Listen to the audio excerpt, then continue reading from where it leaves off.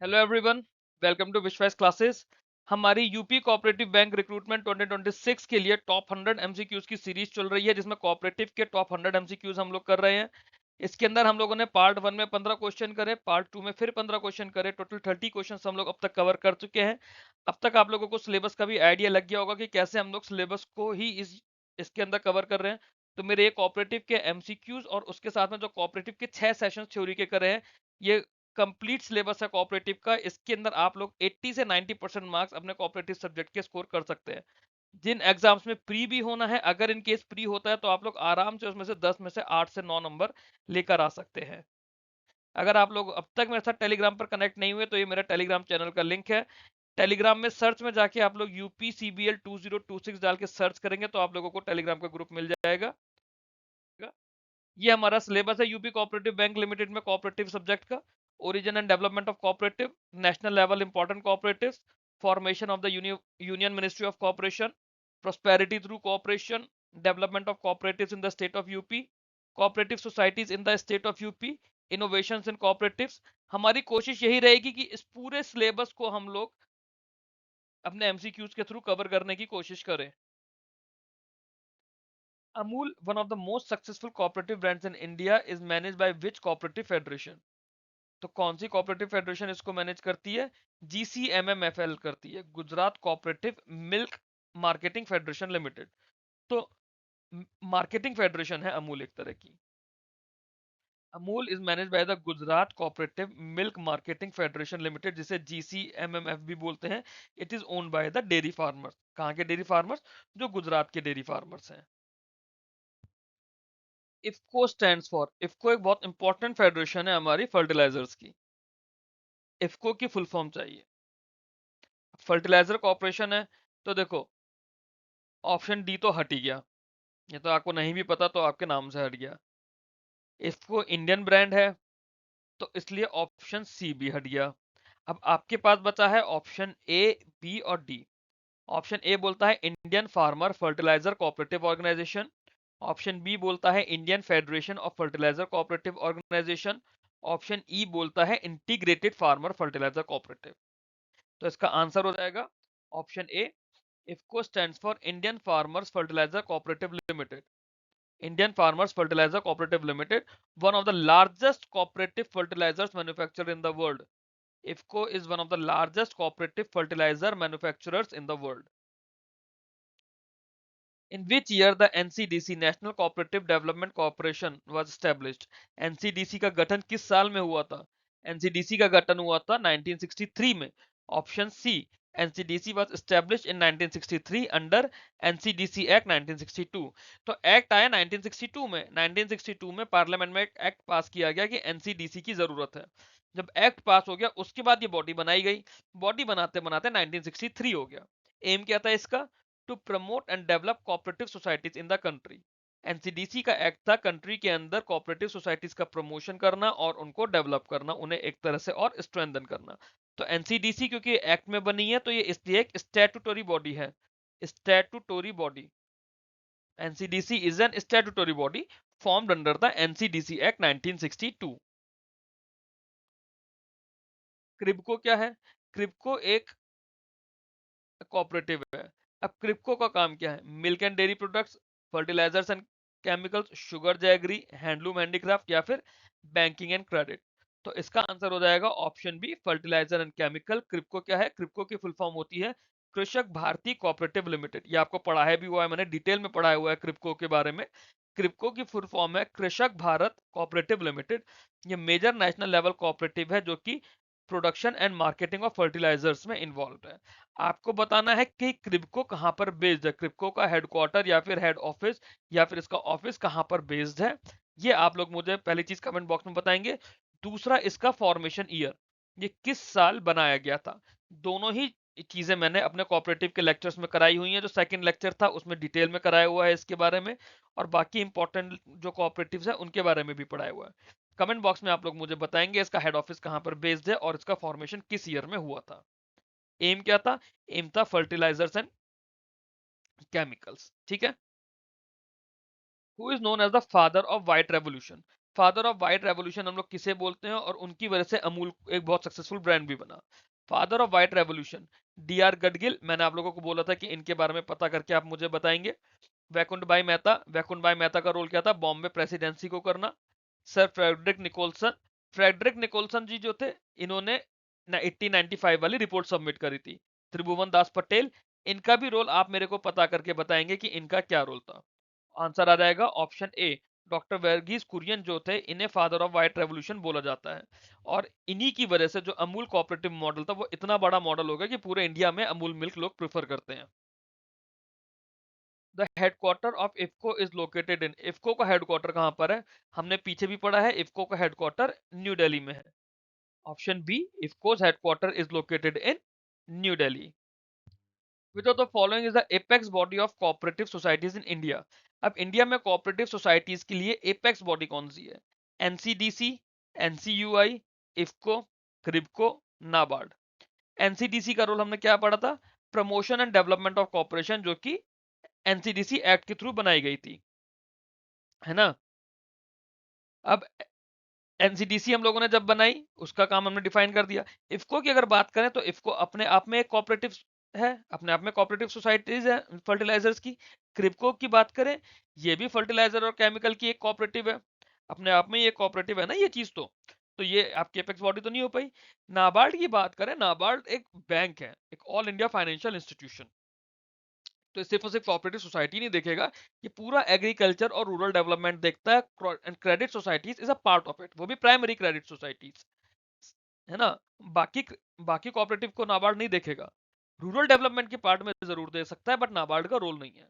तो कौन सी बची, जो national cooperative union of India है, ये national cooperative union of India जो एनसीयूआई है, एनसीयूआई एपेक्स ऑर्गेनाइजेशन है जो कि कोऑपरेटिव मूवमेंट को रिप्रेजेंट करती है इंडिया में।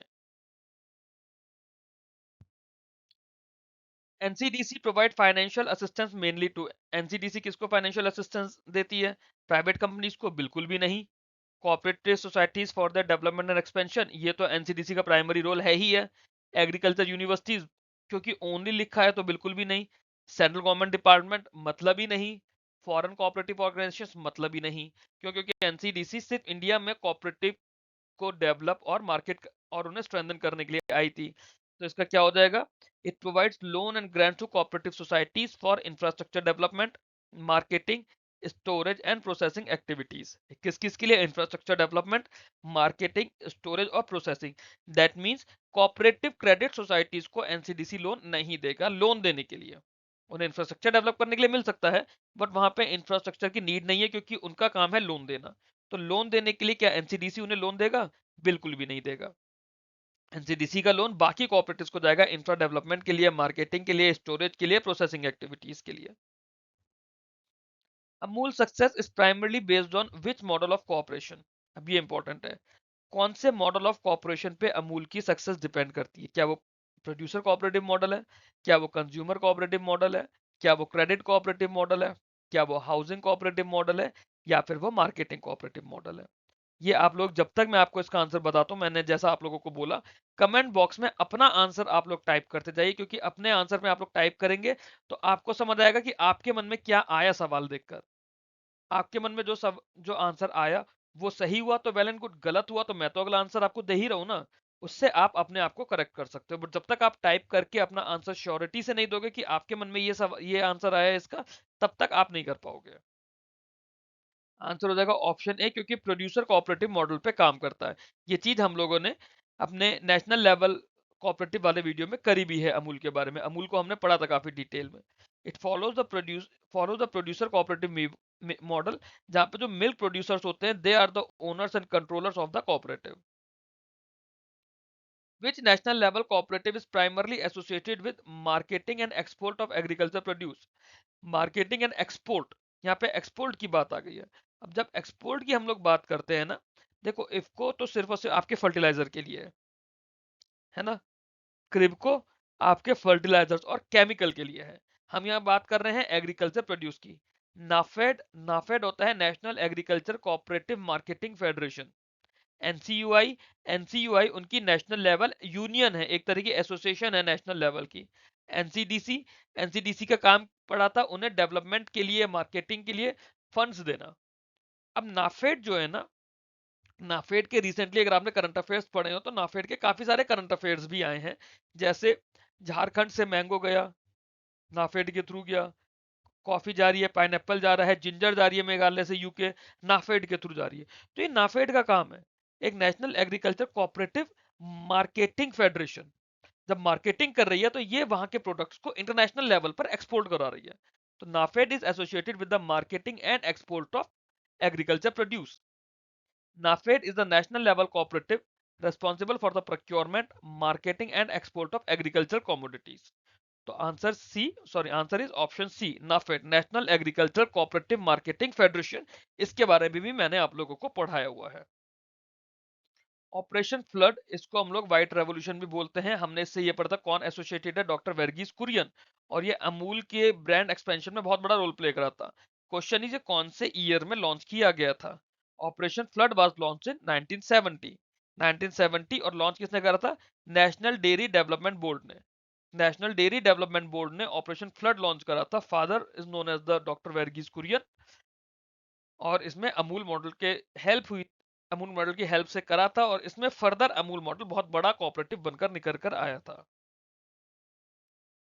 विच of the following is the major fertiliser plant of IFFCO. IFFCO का मेजर फर्टिलाइजर प्लांट की बात हो रही है। तो इफको के जो फर्टिलाइजर्स हैं, कलोल, फूलपुर और अनोला, ये तीनों जगह मेजर फर्टिलाइजर प्लांट है। इसके अलावा और भी हैं, ये तीन सबसे ज्यादा इंपॉर्टेंट है, इसीलिए इन तीनों को ऑप्शंस में रखा था। तो answer is option D, all of the above.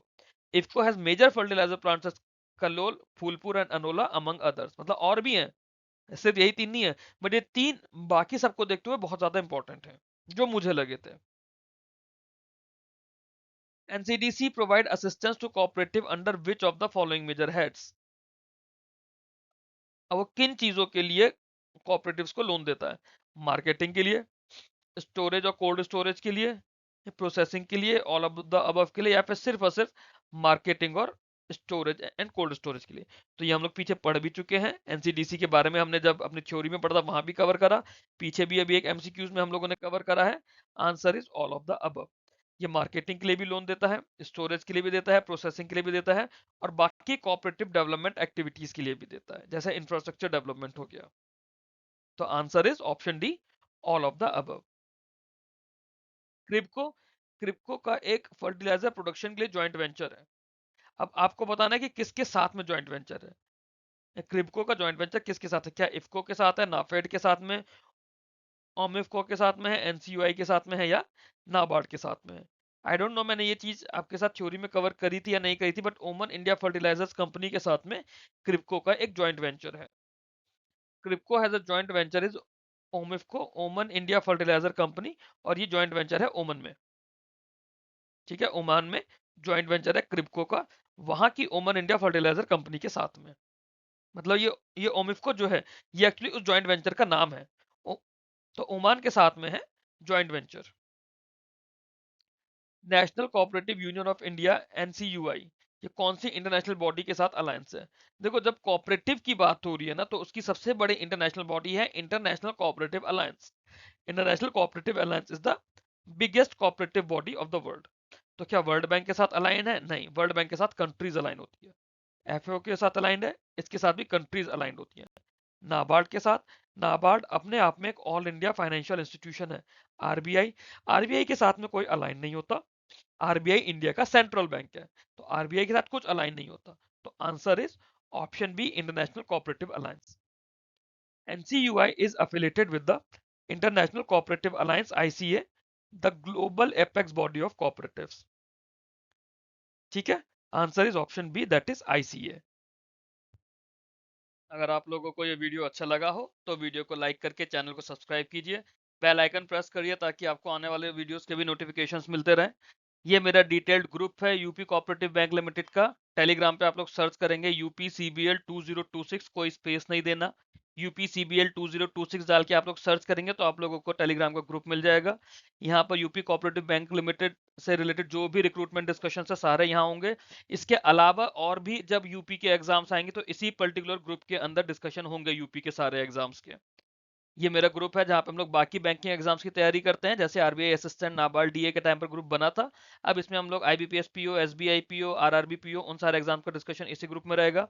ये मेन चैनल है विश्वास का, इसको भी आई वांट कि आप लोग ज्वाइन कर लीजिए अगर अब तक आप लोगों ने ज्वाइन नहीं करा हो, सो दैट जो भी विश्वास क्लासेस से रिलेटेड अपडेट्स हैं, जो भी वीडियोस हैं, जो भी स्टडी मटेरियल है, आपको यहाँ पर एक कॉमन प्लेटफॉर्म पर मिलता रहेगा।